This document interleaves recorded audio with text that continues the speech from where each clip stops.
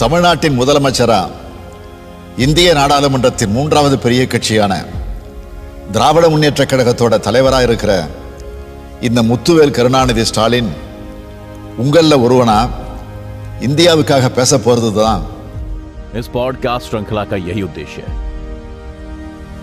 हम सब इंडिया के लिए बोलने को मजबूर हैं।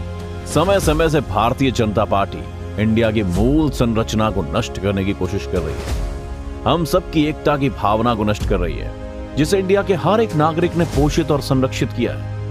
2014 में सत्ता में आई भारतीय जनता पार्टी अपने चुनाव से पूर्व किए गए किसी भी वादे को पूरा करने में विफल रही।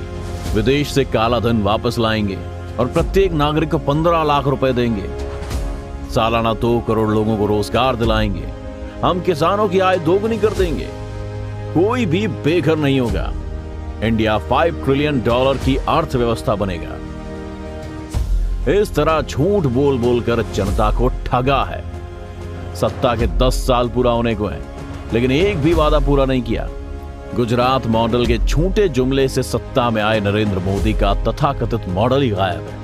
द्रविड़ मॉडल की जो उपलब्धियां हमने आंकड़ों के साथ प्रस्तुत की हैं, तब से वो गुजरात मॉडल पर बात करना ही भूल गए।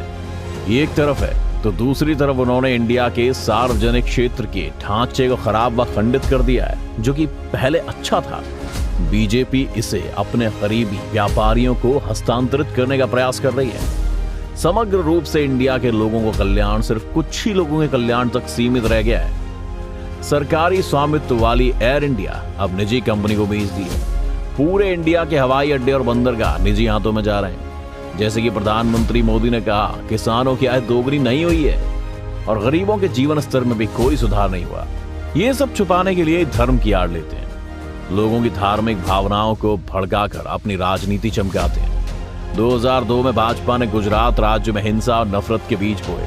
2023 में पूर्वोत्तर राज्य मणिपुर और हरियाणा में भड़की सांप्रदायिक आग की वजह से निर्दोष लोगों की जान और माल की हानि हो रही है। अगर हमने से अभी नहीं रोका तो इंडिया को कोई नहीं बचा पाएगा।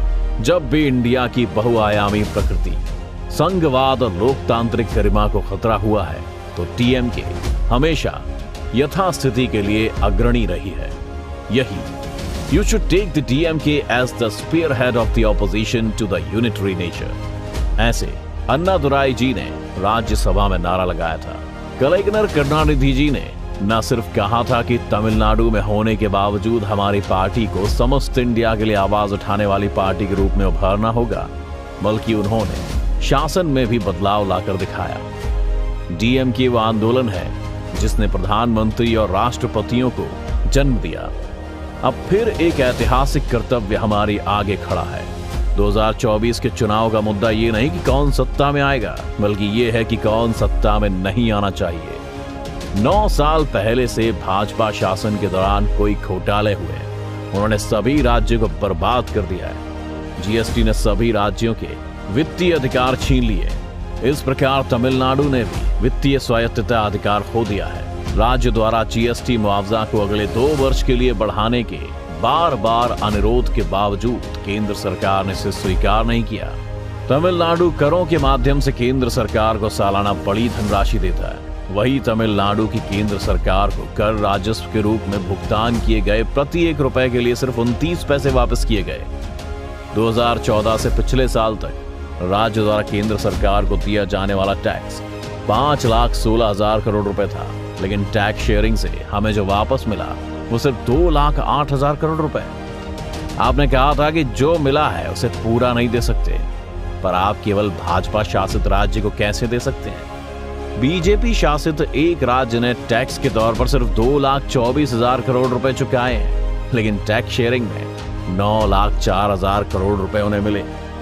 इसी को पक्षपात कहते हैं। बीजेपी सरकार विपक्षी दलों से इस तरह बदला लेती है।